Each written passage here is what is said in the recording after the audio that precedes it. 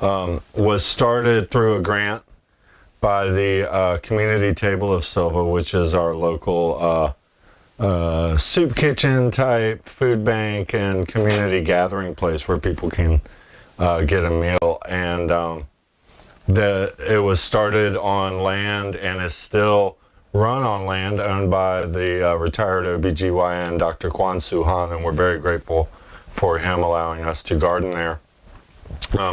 The first year or so of the garden, it was run as one big garden that people came together altruistically and grew food, and all the food was for donation, which in the springtime worked really well, and in the fall worked really well when it's cool outside and a lot of fun to be out in the garden. But during the hot, buggy summertime, when the weeds grow this tall, it kind of devolved into just 1, 2, or 3 people running the project, and it can't really work that way.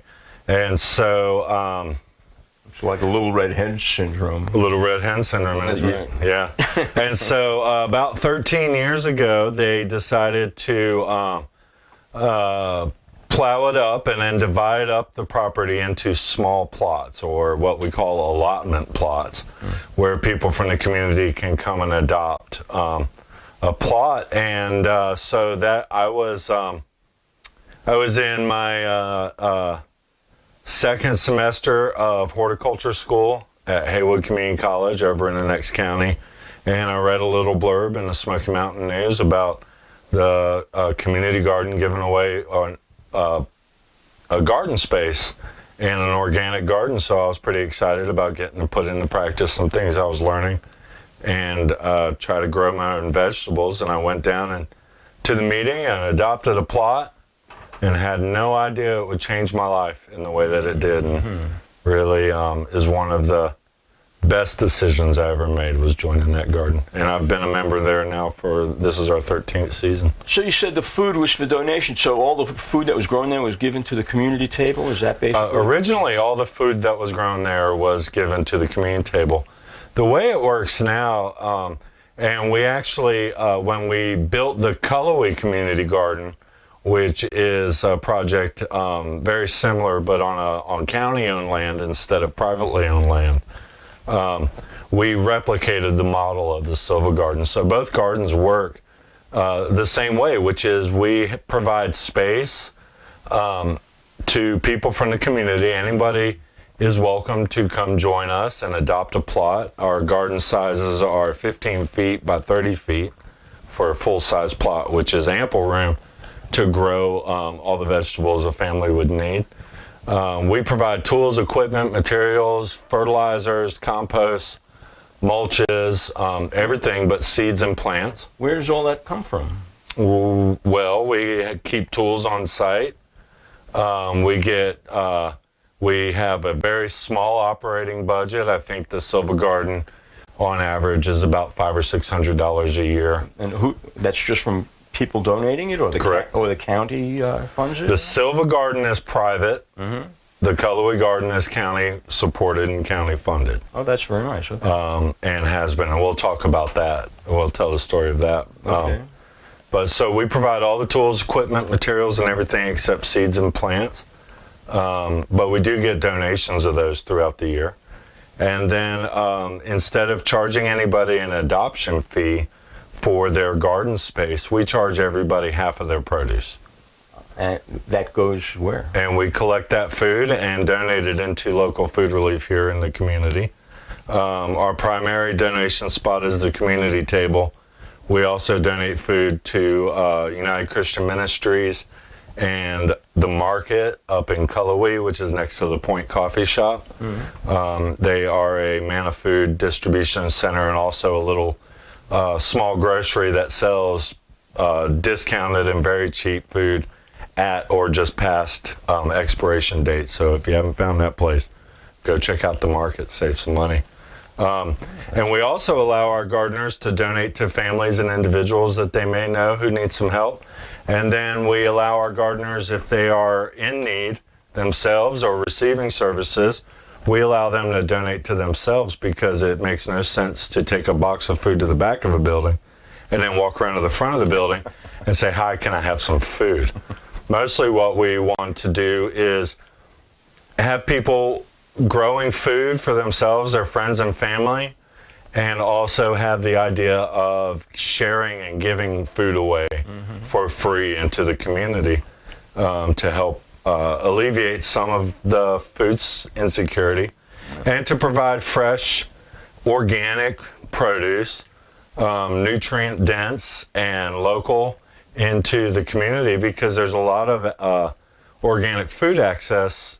There's organic food access, but usually it is for those who have the financial means to be able to afford it. Right. So we like that. And both the gardens are managed using organic cultural methods. It seems to me like there's some benefit in just putting that idea out there and for people to be practicing growing their own food. Yes. And not shipping it from California or Chile or Mexico, but having people, it saves energy, it's good for the environment. It certainly is. And it's important for a region to be self-sufficient in growing its own food, and it's something that we're letting slip away from us in this modern world, and we're so dependent on fossil fuels, and we tend to believe that system is sustainable and can continue forever. But I think some of us are starting to realize that it's not sustainable. That sooner or later we're going to run out of fossil fuels, and it makes so much more sense to avoid catastrophe to learn how to sustain ourselves by growing our own food in every part of the country. But Sure. Here in the South, I mean, we're so capable of doing that. We have a long growing season. We are totally capable, but the farms are disappearing in North Carolina, being replaced by development and industry. Correct. And here in Jackson County, we don't have a large amount of flat arable land compared to even with our neighboring counties for agriculture. And those large flat areas along the creeks and rivers, we've been successfully growing trailer parks and fast food restaurants and auto parts stores, but not necessarily food. So you're right. I mean, growing food and donating food is only one of the missions of the Silva and Cullowhee Community Gardens here. I work with a state nonprofit called North Carolina Community Garden Partners, which is a collective of we advocate and support and do policy work in support of community gardens throughout the state. And one of our catchphrases is that we grow gardens and we grow community. And it's very true. I have friends that I may never have met if it wasn't for us gardening together in community. The sustainability factors are very high. Growing food together is community resiliency. Knowing your neighbors in times of trouble is one of the most important things we can do. Knowing how to grow food. So one of the things that our gardens are able to do is provide a safe learning environment for people who want to learn how to garden, or who know how to garden but have never gardened organically using organic methods. So they are able to come in there and have some support through my help, as well as our other knowledgeable garden members. And then two of my passions are organic community garden organizing and also the native plants and flora of the Southern Appalachians. And so with both gardens, I'm able to marry those two together, because in organic agriculture and organic gardening, flowers are native flowers, especially shrubs and trees, are very important for attracting not only pollinating insects, but predator insects, and keeping producing an ecosystem within the garden that allows for not reacting to stuff, but providing an ecosystem to where pests aren't just able to flourish. So when the mountain mint is in flower at the front of both gardens, it is loaded up with butterflies and moths and bees and wasps and hornets and all manner of critters on it. It's a very biodiverse situation or That's environment. But something I just want to step back a little bit. I mean, you talked about it bringing the community together. Really, yes. Gardening is something that cuts across the political spectrum. There are Democrats and Republicans That's right. that garden. You know, it doesn't matter whether you're Garden a liberal together, or a conservative. Everybody is working together, Sure. Doing the same thing. It sort of belies our differences when we realize a garden makes us understand that we all rely on the same things to survive on this earth, regardless what our political philosophy may be and what our religion is or our orientation.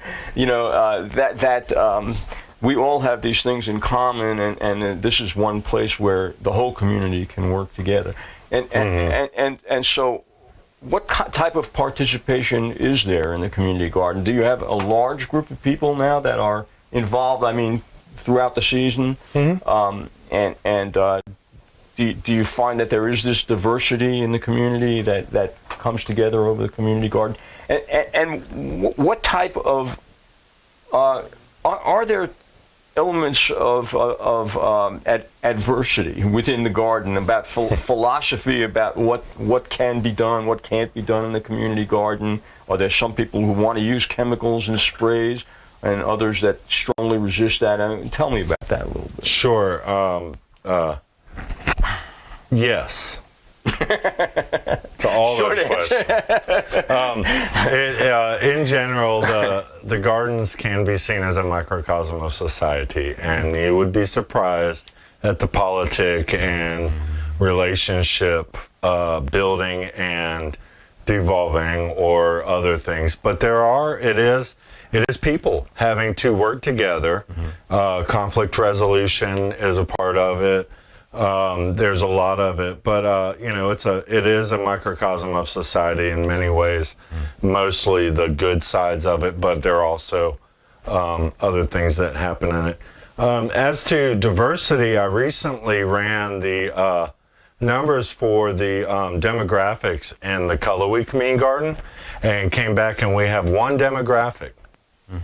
Gardeners. I don't care where anybody comes from. Before they get there, they pull up into the parking lot and walk down a slope into the garden, stick their hands into the soil, and they are gardening, and we are gardening, and gardening together. And diversity is the only thing that allows life on this earth to continue. That average 18 inches of soil across the earth, sunlight, and the fact that it rains, and diversity. And so in a garden setting, a community garden especially, diversity of people, diversity of ideas, diversity of cultures, diversity of plants, flowers, shrubs, trees, diversity of produce types and things that we're growing, and diversity in the soil where it all really happens, and the soil microbes and the critters are the most important things for me. And so it is a very, very diverse and active gardens. This year, our garden participation has been just really invigorating, and the energy it's giving back to those of us who have been parts of the Silva Garden for a long time. We have of the two gardens, the Cullowhee Garden and the Silva Garden, we currently have one plot that is open and available for adoption. And so we have 19 garden spaces in Silva, and 18 of 19 are adopted and being actively run. And then in Cullowhee, we have 32 spaces, and all 32 are adopted. Amazing. And it is, and in fact, we have turnover every year. So people join the garden in the springtime when it's nice out and they've been cooped up all winter and they want to get out and do some stuff, and then it gets hot and buggy and it's hard work, and so maybe they don't stay with it, or life happens as it does to all of us, and other circumstances cause them to leave or they move out. But for whatever reasons, every year we get turnover. And this year, every time a plot or two has come open, next thing you know, somebody has come and said, I would like to adopt this garden. So how do people do that? Do you have a list that people can see on the internet, or how do people know, how do people become part of the community garden? There's no sign up, there's just show up. That's one of my little catchphrases I use for our student volunteers at Western when they contact me, how do I sign up? But we maintain, both gardens, we maintain Facebook pages for that online presence. But there's no like list of online, there's no waiting lists because we have yet to have every plot adopted and a bunch of people wanting to join. I'm very excited for when that happens, because it means maybe we could put more gardens in other places. There's a two-stage process. One is bureaucratic, administrative. So we have applications that people fill out, and so they contact us at silvacommunitygarden@gmail.com or Adam Bigelow at jacksonnc.org. And so silvacommunitygarden@gmail.com. Send an email to me. I will send you back an application at some point. You fill that out, and then you're approved and you're part of the garden. But that is the administrative bureaucratic. The real way people adopt plots is you show up to one of our weekly work days. And in the Cullowhee Community Garden, which is located on South Painter Road in Cullowhee, we host garden work days, volunteer work days, where anybody can come and help us do the work that keep the whole garden running, maintaining pathways. I turn compost, weeding flower beds, different things like that. I host work days in Cullowhee every Wednesday afternoon from 3 o'clock until dusk, which right now is about 9 o'clock. You don't have to come for the whole time. You can come for 5 minutes, you can come for an hour, you can come by yourself, or you can bring a group, or you can bring your whole group, and please bring your group. I could use some help in the summertime when the college students are gone and I have a lot of work to do. So Wednesday afternoons in Cullowhee, also Saturday mornings in Cullowhee from 9 a.m. to noon. And this is every week, all year long, including the winter in Cullowhee. We're out there doing the work that keeps the garden running. And without the volunteer help, the Cullowhee Community Garden wouldn't be where it is today. Last year in the garden we hosted 613 volunteers. Wow. I know. Wow, indeed, 613 That's people. an enormous amount of people for a community this size. I agree. And most of them were from Western Carolina University, but not all.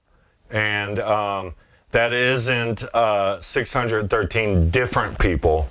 That's just the total number. I track the number. Okay. So if you come 5 times, you count as 5 people. But If only the elections work that way. thankfully they don't. Participation in the elections is really our limiting factor, y'all. For real, like 20%, and we celebrate that. Anyway, and so come to those volunteer work days in Cullowhee. We also host volunteers every Thursday afternoon in the Silva Community Garden in downtown Silva. Sunny, beautiful downtown Silva. Every week from 3 o'clock until dusk. And if you are interested in joining and adopting a plot, then you show up. You say, I want to adopt a plot. I point out the available plots that are open for adoption. And I say, this one's open. And you say, yes, I would like to adopt that. And I get really excited and I shake your hand and welcome you. And it's yours. And you get to start right away if you want to. It's really cool. Yep. So you're a county employee. Correct. And tell Very, very excited about that. So the Cullowhee Community Garden is a project that began with a vision that I had one hot summer day in the Silva Community Garden. I was out there working by myself. I was sweaty, the bugs were eating me, the weeds were taller than me. And I looked around and I just said, I love this work. I want to do this. I want to do this on a large scale. So I started developing this, what in the big picture is a garden-based environmental education project. But because of limitations, including land tenure, we don't own the land in Silva, nor do we have any written agreement or anything. So I started looking for and thinking about using municipal land owned by all of us, the commons, to do a project like this. I see a lot of county and town government and locally owned land, government land, that the only time anybody is on this pieces of land, and this is stuff around schools and around municipal buildings, is when they are mowing or weed eating them. That's the only time people walk on them. Other than that, they're just growing grass for no reason. And they could be growing food in the form of community gardens and also fruit trees, shrubs, and bushes and stuff like that. So I got together, had a bunch of help with some friends, and including a friend, Anna Lippard, who works for the Jackson County Department of Public Health. At the time, she was in charge of health education, and she brought the idea that I was working on to the health director at the time, Paula Carden, and somehow Paula said yes. And talking with her later, she said, "Oh, that was an easy yes. I never thought y'all'd be able to pull it off." And so we did. I went, prior to that step, I actually went to newly elected county commissioner head Jack Dedman at the time, who was part of the Tea Party surge that was elected to the Jackson County Commissioners. And here I was, you know, I put on shoes right before walking into his place. I'm, you know, obviously a left-leaning person. I work in organic community gardens, whatever. But so I went to Jack and pitched this idea, fully expecting to get laughed out of there, because I didn't know Mr. Dedman at all. But when I got to the point of, in my pitch, that I think there's some available municipal land that we could do a project on, without hesitation, he reached over his shoulder, pulled out a map, and said, "Here's 5.2 acres in Cullowhee. If you get a project together, I'll support it." And from the time where I had that vision to giving out the first garden plots in Cullowhee was an 8-year-long process. Wow. And it is it's become my life and my heart's work, managing the community gardens. And I'm not the best organic gardener that you know, and I'm not the best community organizer and the best landscaper or designer or any of these things, but somehow we're able to bring people together in community partnerships that have made this project when there's a will, happen. There's a way. That's right. And I believe in it, in the work, and I believe in its cascading benefits out into the community and the general public, as well as the ecological benefits and the environmental benefits that go along with how we approach things. And so the garden is currently managed and run through the health department. It was started originally with a grant. Really? Huh? Yeah, and I love that relationship because that makes our garden a garden for the public health. And I love saying that phrase, a garden for the public health. It is just a beautiful image. It matches the health department's mission completely. So did you somehow convince somebody in the county government to create a position for you did you take over an existing? There was no position? existing position So running you created community your own gardens. job and sold it to the county basically as a necessary position.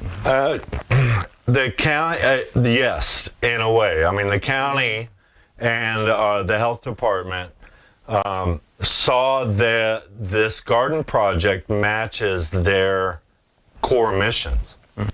Healthy eating, healthy activity, environmental health, community health, and all these things match up.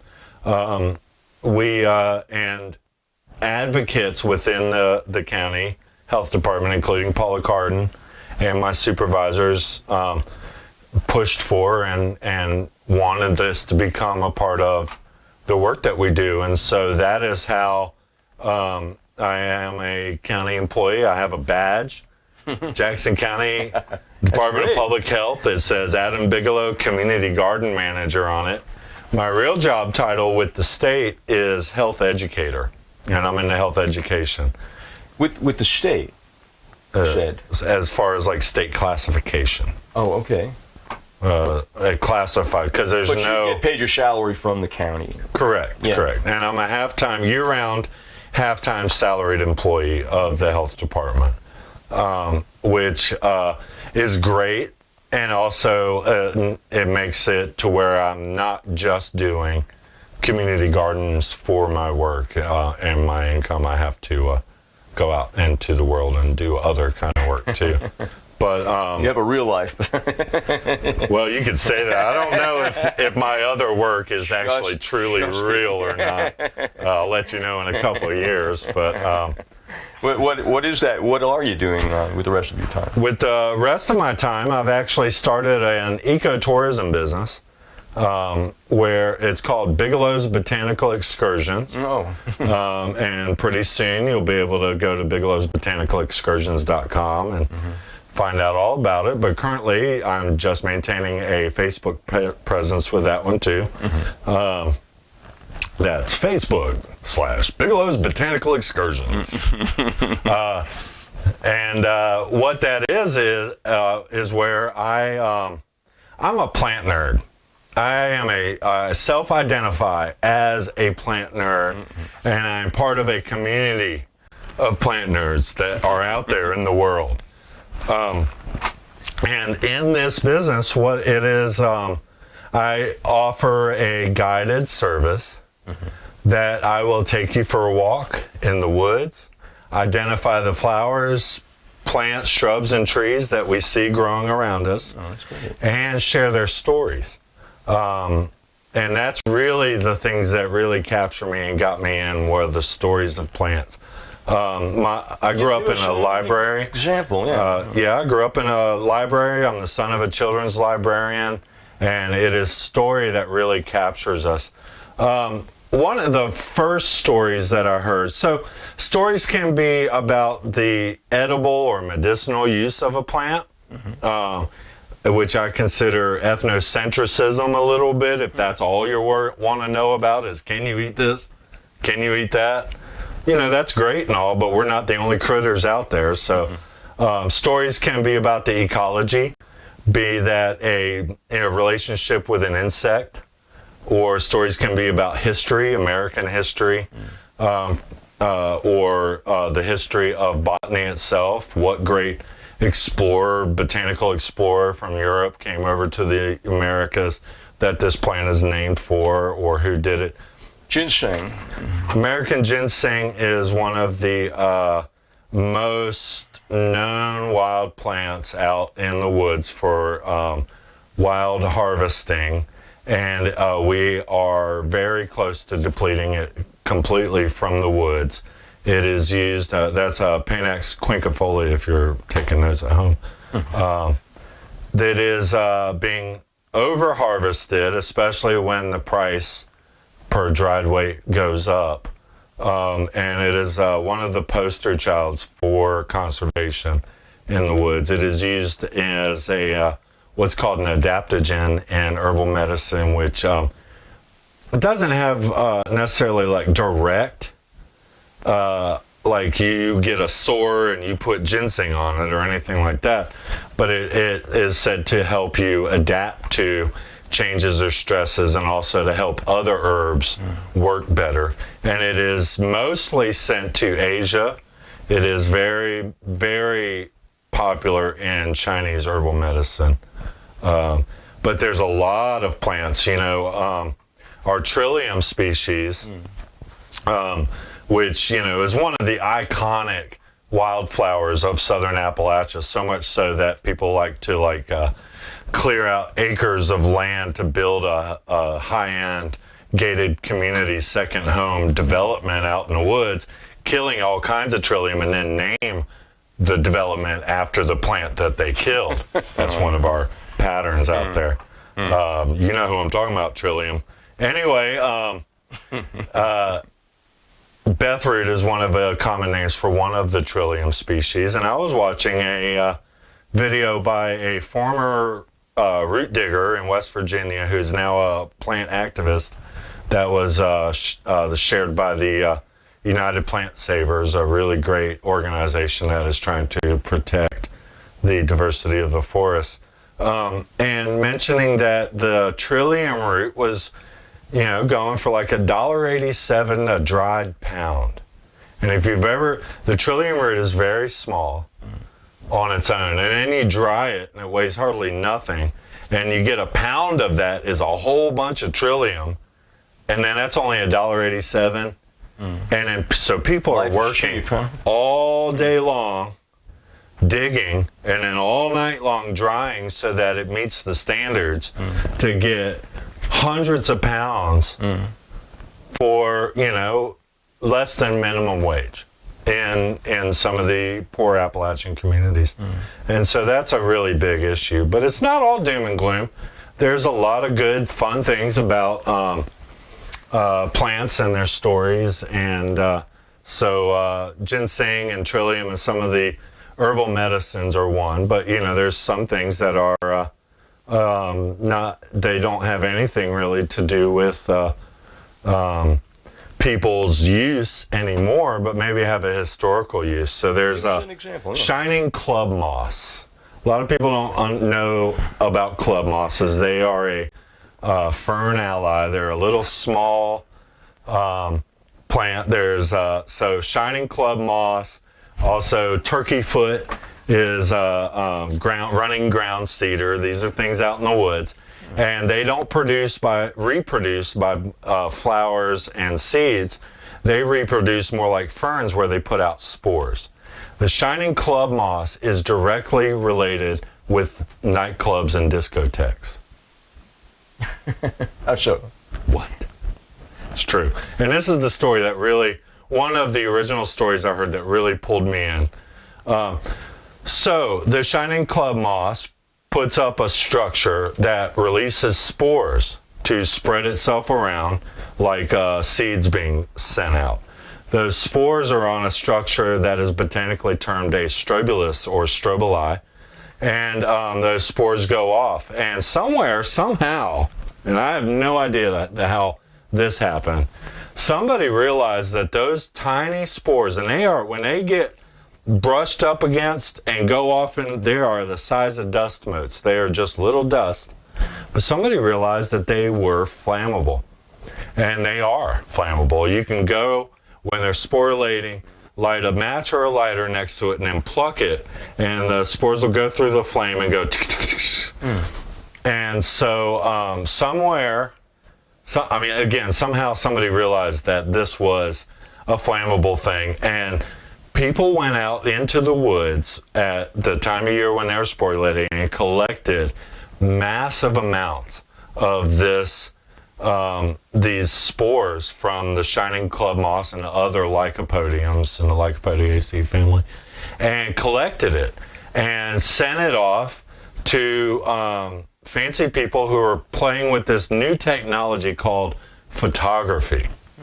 And they would use this powder, put it onto a plate, and ignite it to produce the flash. Phosphorus, It's not phosphorus. It's not phosphorus. It's spores from the lycopodiums, or what they've been renamed. Anyway, so it became the flash powder for early flash photography. And because the structure of the plants that produce the spores is called a strobulus, these became known as strobe lights. How interesting. And so the strobe light and strobe effect of the disco that sent me into a seizure derived originally from the strobulus, or the botanical part of that plant. And I love sharing that story out in the woods by pointing at this plant and say, this plant is directly related with discotheques. It's a lot of fun. And that is just one of so many wonderful stories and tales that really, so that with my business, Bigelow's Botanical Excursions, with that business, I'm able to do one of my real life missions, which happens in both the gardens and in my eco tours, and that is to try to connect people with nature so that they will fall in love with it, so that when someone says we need to protect this thing called nature, they understand maybe more what we're talking about. There's lots of guide services around in Western North Carolina that will take you on a hike to a great view or to a waterfall, and maybe know a few of the flowers and plants along the way. But with Bigelow's Botanical Excursions, the wildflowers are the destination. And we do go to waterfalls, we do go to great views, but it is the trip along the way, the journey along the way, slow, gentle, easy walks in the woods. Before I learned wildflowers, I would be just trucking along as fast as I can move in the woods, trying to get to that place and then get back out. Once I was shown the flowers and I became aware of this world all around us, my walks now are slow, methodical. I don't want to miss anything, and it takes a long time. So one of the places I like to go is Panthertown Valley. Oh, beautiful place. I recommend everybody go visit Panthertown Valley and then go home, go onto the internet and give some money to the Friends of Panthertown who helped to run it.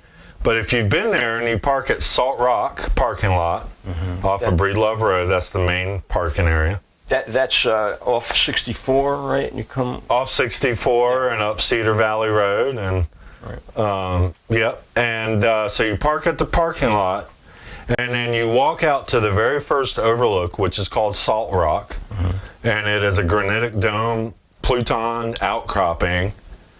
Again, if you want to know what the heck I just said and what all that means, come on one of our eco tours, and I'll explain all about it. If you just hike it normally, that's just the very beginning and the very first overlook you get to, and it shouldn't take you more than 15 minutes. On one of our walks, on a plant walk, it could be an hour to get to that point. Oh, okay. And so anybody who's ever hiked at Panthertown is probably laughing right now. So you're doing this on like a regular basis, or after you gather a certain number of people, then you do it? I mean, how does that work? Yeah, both of that. So what I do is I offer a weekly class that I call it a class. It's a wildflower walk. There's no tests, no quizzes, no homework, except you will be seeing flowers everywhere you go because they are all around us. And I'll offer them in 6-week sessions. So they run from April through October. And in fact, our next 6-week session is starting up next Monday, and will run through September. It costs $150 for the 6-week class per person, which only works out to $25 a week. And we meet at a different trailhead every week and go for a hike. It's from 9 a.m. until 1. Often it runs later because I get to run in my mouth. And so for 6 weeks, you get to meet other people, get to know people over that time of 6 weeks, and experience a lot of the glory and splendor of Western North Carolina. And it's all based around us here in Jackson County. I go to Macon County, I go to Haywood County, I go a little bit to Swain. But we go up on the Blue Ridge Parkway. We go to public and private gardens that I have friends that were relations with, including the Highlands Biological Station in Highlands, the Cornel Bryan Native Plant Garden in Lake Junaluska, which is a hidden treasure. Every spring we go to Dr. Dan Patillo, retired botanist from WC. We go to his private garden at his house and walk around. And I identify the flowers. I teach you how to identify the flowers and plants. And I tell the stories, and we go for a walk. So that's $150 for the whole 6-week session. Or you can come to any individual walk on any Monday for only $40 for the day. And then I'm also available for groups and individuals and organizations to hire on other days of the week for half-day and full-day walks. And my rates are very reasonable, especially if you get 10, 15 people together.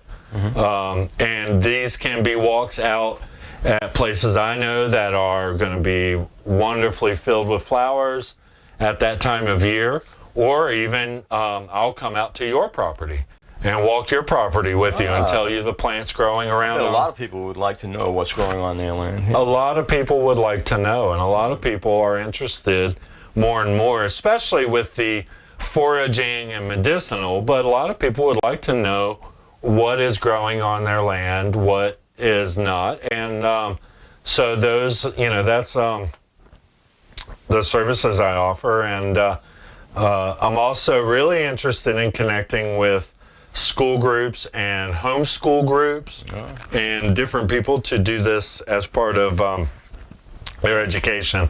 And I would give a highly discounted rate to any public school or homeschool organization or group that wants to get together. Sounds like it's something you love to do anyway. It started with me just being out in the woods accosting strangers. Hey, come over here, you got to see this plant. And they're like, why is this person talking to me? But Adam is an even more complex person than is being portrayed here, because he happens to be an amazing musician as well. He is a highly skilled classic bass player. That's right. And I mean, he plays the big bass fiddle. I'm a stand-up guy, and I play a stand-up guy, right? And since I've known Adam, he's been involved in several bands, and he's in high demand for playing music as well. Talk a little bit about that. The first time I saw it, I think, was Smoky Mountain Drum and Bass. No, that's Ian. I wasn't a part of that. I was a fan of that group. Yeah. But thank you. I've been playing bass for a long time now, and I guess 20 plus years. And where did you learn to play bass? I learned by listening. You never took lessons? No lessons, and I didn't buy my first bass, an electric bass. That's not an easy instrument. Until, it's easy to start, but not easy to, it's really like, so if a guitar player is chording a chord on the guitar, which can be all complicated, I just got to see which is the top note that you're pressing down on, and then I press that at the same time, and that's it. That's the secret. Bass lessons with Bigelow just happened right there. Just watch the guitar player's fingers. Folks, so I bought my first bass at 27 years old, an electric bass, and started learning. You mean just a bass guitar? Yeah, electric bass guitar. And then about 4 or 5 years later, I held a stand-up, an upright bass for the first time, and I'm a big guy. It's a big instrument. Yeah, but that's a difficult. It doesn't have frets, right? Fret is a word in English language. It means to have unnecessary worry. And so I play a fretless instrument, which means without worries, unnecessary worries. That's you have to be very skillful to do that. It's the very first time I held one, I was home.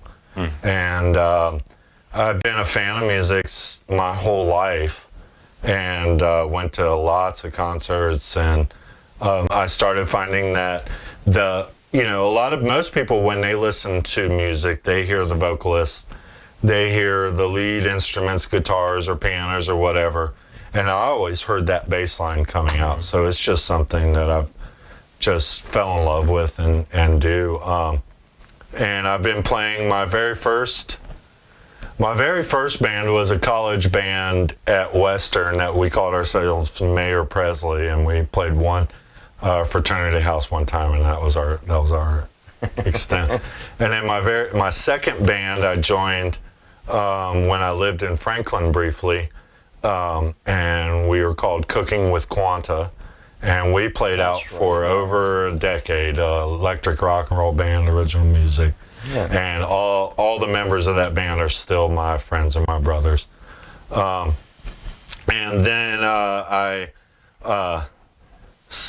friend of mine took me down to this Tuesday night old time jam that started out at Spring Street Cafe, or what's now City Lights, but in that location, Spring Street, when Faye Holiday was doing it. And there was Ian Moore playing fiddle, who is a character. Great. Amazing player and historian of the music. And then retired psychology professor Dr. Hal Herzog on guitar. He's over in Weaverville. Oh, okay. And they had been doing this Tuesday night thing for about 5 years. And I showed up, and Hal denies this to this day, but I showed up and I wasn't as good as I am now, for sure, then. And I started playing, and at one point during the night, Hal leans over to me and says, boy, when you don't know a song, you sure do play it loud. And I left that night, and I didn't come back to the Tuesday night session for about 6 months. I was like, Arr. And also I was challenged to get better. But I did come back, and I ended up coming back every week on Tuesday nights for over 10 years. And it was that, I think, that really, all that combined, but that weekly Tuesday night, not knowing these old time and swing and old blues songs that they were playing, and country tunes and all that, but just having to pick it up by ear, that really helped make me into the player I am now. And currently playing a really fun acoustic band, bluegrassy, newgrassy, Americana, whatever label, band called Old Dirty Bathtub. Good group. You play at No Name, right? Often? No, we don't play. We have played at No Name and other places. We play recently we played one of the concerts on the Creek in Silva, and I saw you dancing. I was there. I saw Avram was dancing. Couldn't help but dance. I know, it was a lot of fun. And our next booked gig, I think, is August 12th at a Loft in Asheville, the rooftop pool bar. So we get to play a pool party. I'm going swimming. I don't know about the rest of the guys. And we're available for hire. You can find us at Facebook/Old Dirty Bathtub. Yeah. And that's OL apostrophe. OL apostrophe. I love that. I was busted for putting the D in. Yep. No D, no E. Yep. Just apostrophe. And if anybody's a fan of old school 90s hip hop, especially the Wu-Tang Clan, we modeled our name after Old Dirty Bastard.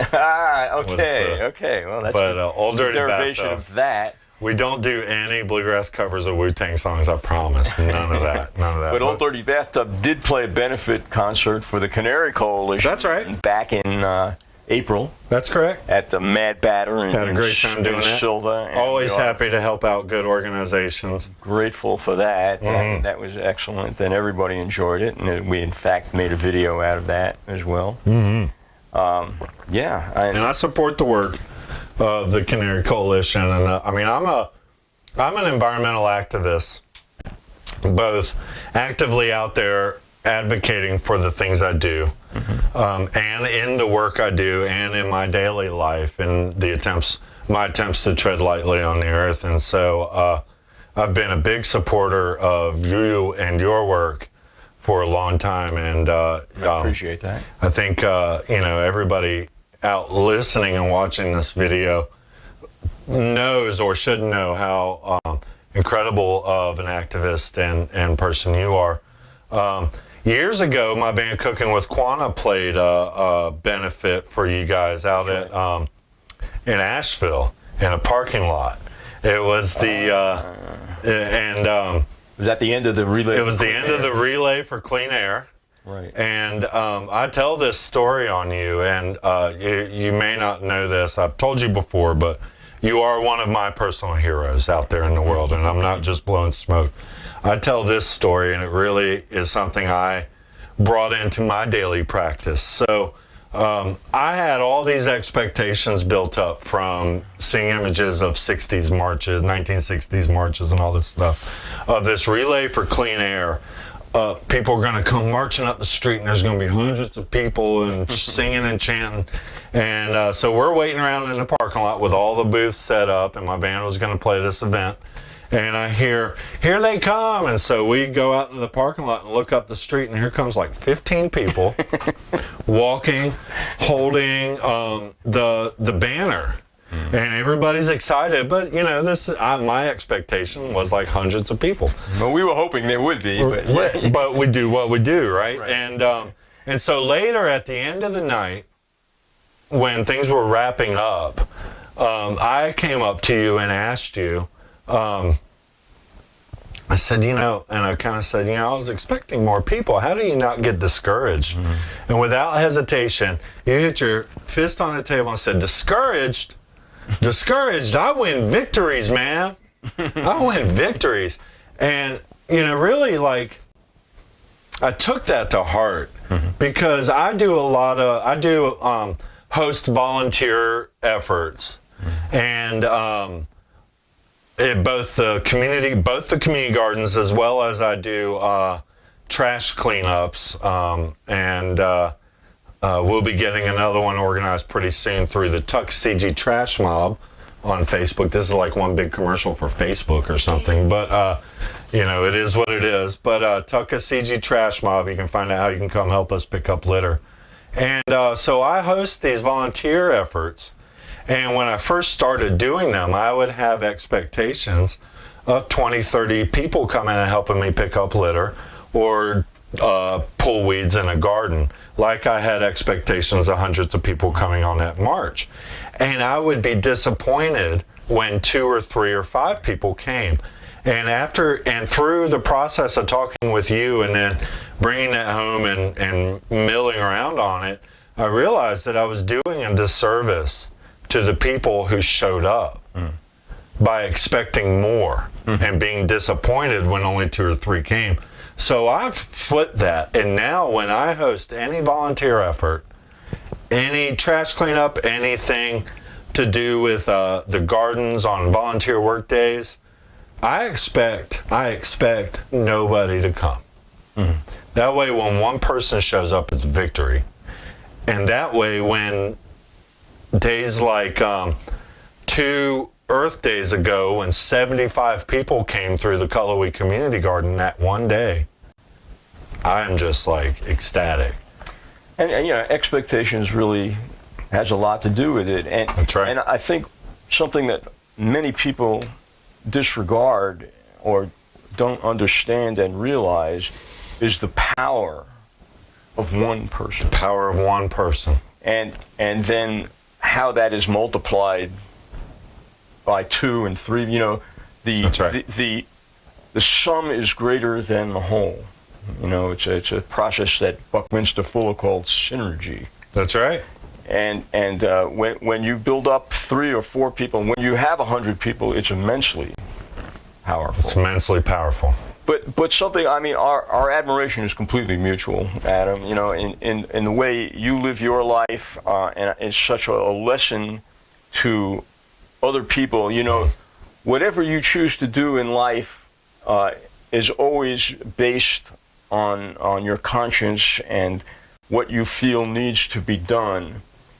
And you are an example in that you do what you feel needs to be done, and self-sustenance is secondary.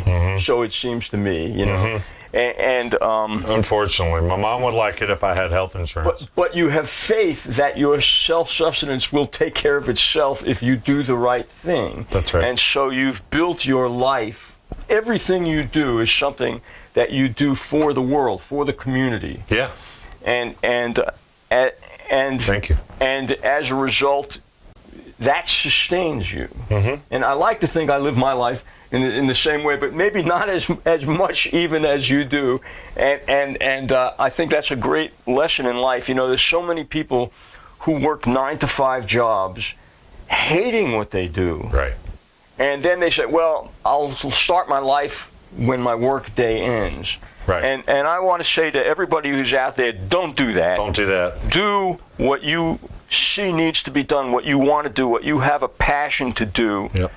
And have faith that the world, the universe will take care of you. Yes. And when you do that, because you are performing a necessary function, and then you won't hate life, you'll begin to love life. I agree. And it's not always easy, and let me qualify that statement, because I agree with everything you said, and I appreciate it. But it is also, in our culture and our system, white male privilege does allow me affording some of that luxury to be able to do those things. Also, I don't have children to raise, so, you know, there's sacrifices people make for their children and stuff. But even in everything, if you find what you love to do, and then you can incorporate that into every work and aspect. Imagine if everybody out there realized that every job that is being done can be an environmental activist job. You know, even a server at a restaurant, you can not give a straw to every table that comes up, whether they want to use it or not, and then you save all those straws. Little things add up. So, yeah. But definitely, I feel lucky and grateful to the community that that supports the work that I do and wants to know more, and I try to give back as much as possible. It's all selfish. It's selfish altruism. So I do it all for me, but what I've realized is that the best thing for me is to have this strong, healthy, vibrant, sustainable community around us. And so I try to do everything I can to work towards that. If all these people that you see walking around outside the window here behind us, if they would realize that, you know, their efforts in this march that they're on right now is having an effect, no matter how small. So many people don't do anything because they can't do everything that they feel like needs to be done.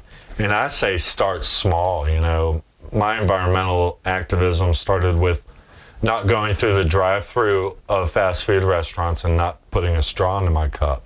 Now, you know, that was when I was 17. Now I look back going, why are you going to a fast food restaurant? Period, you know. But, you know, at the time I was like, I'm saving the earth, and yeah, really I was. But we need all of us. We need all of our help, and definitely get out there and do. And even if it's going to the canarycoalition.org, is that right? Or Canary Coalition? Canarycoalition.org. Clicking on the PayPal link to donate. Give this man money, because he's not accepting money from Duke Energy or any of the oil and coal companies and or Monsanto or any of that stuff.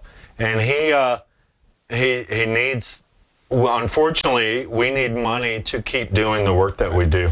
So support him in his work. And well, it's not just me; it's the Canary Coalition, which is considerably more than me, and Mountain Stream TV as well. We have a rally.org website. It's Mountain Stream TV, and I want to thank immensely Adam Bigelow for coming today, and I hope you'll join us again. And anytime. Continue to update us on things that you're doing in the community and the community garden. Sure.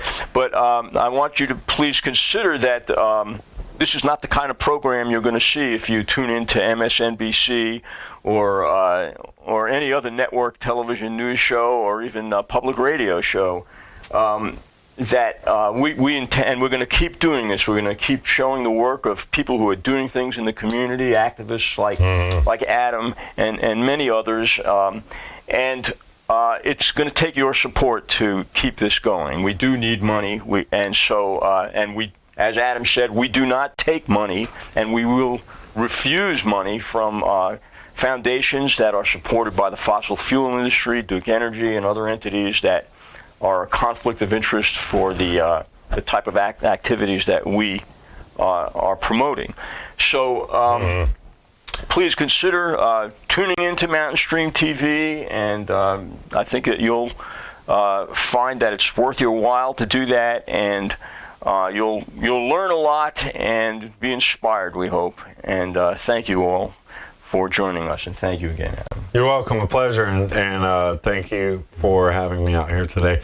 And I hope to see all of you in the woods or in a garden very soon. Connect with me in social media world, and I can make that happen for you.